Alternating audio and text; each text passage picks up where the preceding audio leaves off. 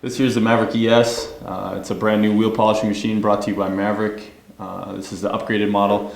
It's got the variable speed arbor, variable speed table, and when you get this thing right out of the box, super simple to assemble, super simple to put together. We'll walk you right through that process. So when you get the machine right out of the box, super simple to connect. There's 3 different air lines you need to connect and 1 electrical plug. It's just 1 connection on the plug. You twist and turn. The 2 air connections, you just simply push them in. With a water separator on your factory air line coming in from your air compressor, you just connect it to the manifold and it's pretty well ready to plug and play. Good to go. A couple zip ties to make sure the wire stays up in place. That's all there is to it. Your electrician can come in, open the box in, hardwire it to your shop, or like we have here, we have a plug-in so we can do a quick disconnect if we ever need to service the machine. The machine also has a quick disconnect to service it, a lockout capability. Clamping mechanism is right here to clamp the wheel down. As you can see on this model, we didn't make a model that holds the rim with the tire on. Almost always when you're polishing the rim gets so hot that it would literally melt some of the rubber. So for me, that's a structural integrity issue. I don't want my customers going out of here with tires that have been compromised due to the heat of the rim. So none of our models actually carry the tire and rim together. You have to dismount the tire to put it on the machine. Another safety feature that we prefer on our end. This box right here controls all the actuations, the tilt of the table, the wheel spin speed, whether the clamping table spins forward or reverse, and then the buffer head speed, which is completely new to the market. You can speed up and slow down the actual arbor. Depending on whether you're sanding or you're polishing, you can speed up the arbor or slow it down. And then we've also got an emergency stop feature in case anything ever, God forbid, happens and goes wrong. We've got an emergency stop that helps to shut it down, quick and easy to get at. So the machine here comes in 2 separate pieces. The main mast here has got 2 connections coming off of it, an air hose down here and an electrical cord here. Down here, your air hose is just a simple push in, just slides right in. Once it's in, it's full connected, it's not going anywhere. Grab your electrical line, it just pushes right in, plug and play. It only goes in one way. Put in some zip ties in the zip tie holder.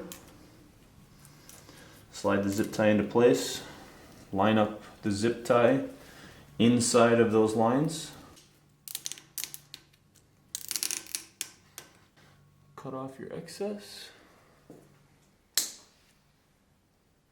Your cylinder here has got 2 more air connections. Your air lines here have a matching zip tie and no zip tie.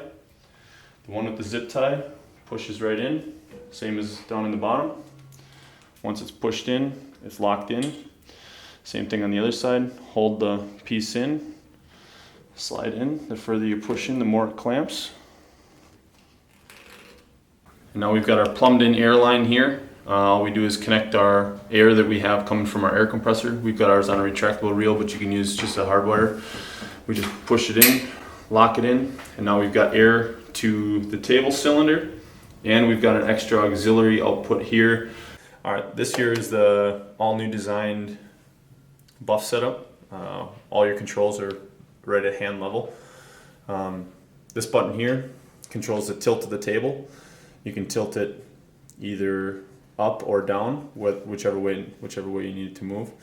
This button here controls the wheel speed, which is your turntable wheel. How fast your turntable turns. You'll want it slower for sanding, faster for buffing. Some people want it slower for buffing, some people want it faster for sanding. You can turn it whichever way you want, all at the dial. You can change it on the fly. This button here is your forward and reverse. It turns the table either one to the reverse or to the forward. Pretty self-explanatory there. And this button, this style here, is the buff head speed. This is completely redesigned, something that you've never seen in the market before. It actually controls the arbor speed. You can slow your arbor all the way down to about 600 RPMs, and you can turn it all the way up to about 2,450 RPMs. That all depends on what you're working on. Sometimes you need a little more flex to get into those tighter spots, so you can turn the buff speed down a little bit and get it in flex it into where you want it to get, and then turn it back up. This is where we turn the buffer on and off. And here's the all new E-stop right at hand level. Anytime before you start the motor, you need to, of course, as the sign says, caution remove safety pin. Safety pin needs to get pulled out of the shaft. It'll actually lock the shaft from turning at all. The shaft is completely in the locked position, and now you can change out the buff head. So we got to start with loosening these 4 bolts inside of here. They're just Allen head bolts to loosen the motor plate. Once these 4 bolts are loosened to allow the motor plate to slide, you come outside here to these 2 bolts and you'll loosen this up, but tighten your outer bolt, and that'll push the plate back and tighten your belts up.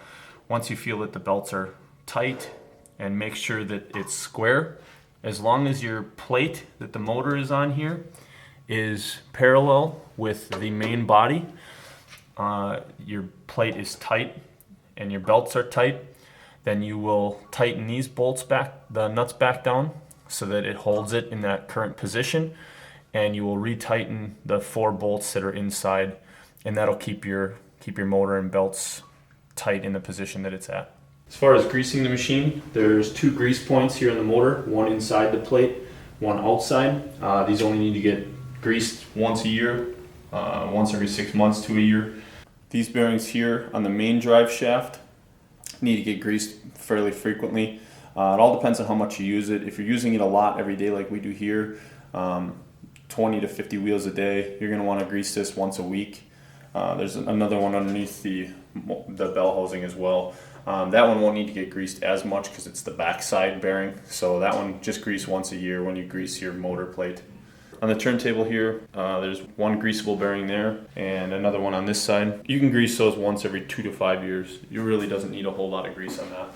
On the bottom side, there's a grease cert also on the clamping mechanism, one on both ends. Those maybe need to get greased once a year as well. Alright, so when you load the wheel, you're going to set it up on the clamp, get it set into place, flip this switch, the wheel's now locked into place. Leave it in the locked position until you're finished and you want to take it out. When you want to take it out, lever, the wheel will come back out. Depending on what part of the wheel you're working on is going to depend on what tilt of the table. You always want the buff to kind of be relatively flat or on a little bit of an angle. So you use the tilt function, tilt the table, whether you want it flat or if you want it on an angle to get all the way into the center.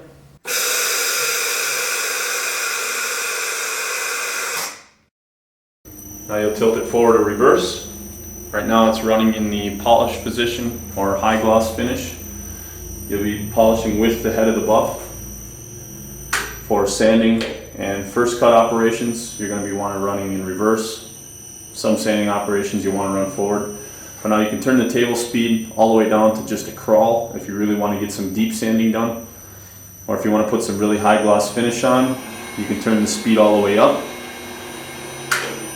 Flip it to the other way, it'll come to a stop, and then spin back the opposite way. I usually have a full face respirator on when I'm going to run the machine, but we'll turn the buff speed all the way down for right now just for demonstration.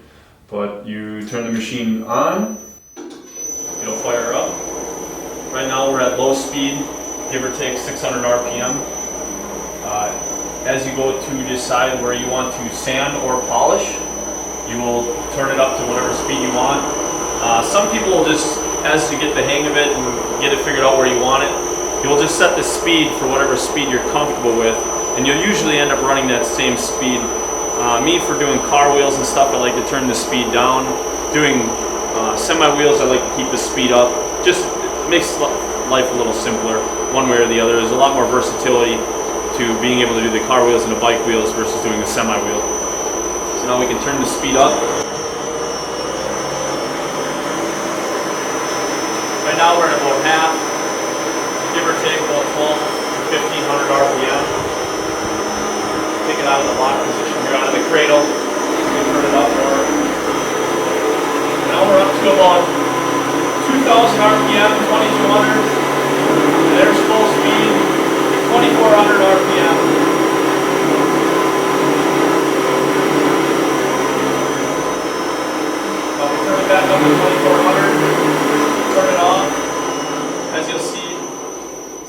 6 seconds to turn off.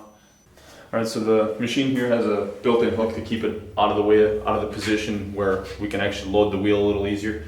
But as you can see, the machine is balanced to the point of where a drive wheel, it would almost sit completely on a drive wheel if you were here by yourself. The machine would almost sit to the position it needs to be. So it needs very little pressure to actually get it down to the wheel. To lift it, I mean, you can use literally one finger to lift and move this thing. Changing out the buff head, I always like to have the emergency stop pushed in and grab the pin, put it into the lock position, make sure that it's locked. Now, usually you can just grab and turn it, but this is a 2-inch brass nut. Sometimes you have to use an actual 2-inch wrench. The sanding discs, if you're using the Maverick blue buff and blend discs, you'll have to turn them off. They're rather tight. So once you've got them spun all the way out, after completing the sanding process,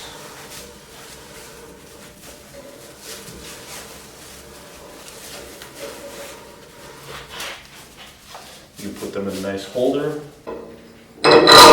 replace the safety flange all the way down.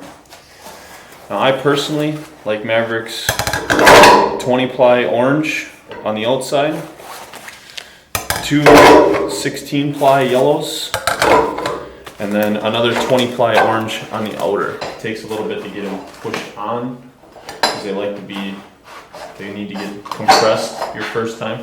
Tighten it up just to compress the buffs. You can also use a 2-inch wrench to completely tighten it up if you really wanted to. Once you get going for a little while, you can turn the safety flange inside out as they compress. They'll start to pack together. And now that you're ready to buff, any other questions or concerns, feel free to contact me, Evan, with Evan's Detailing and Polishing at 920-979-0386, or Maverick, their main office, Greg, Jill, or Al. They can be reached at 714-854-9531. Any of us can help you with questions or concerns. If Greg, Jill, or Al can't get it figured out, they'll usually call me. So if you need to call me, feel free at any time. Or you can go to my website, goshineon.com, and email me any questions you have, and I'll try to walk you through anything I possibly can. Thanks.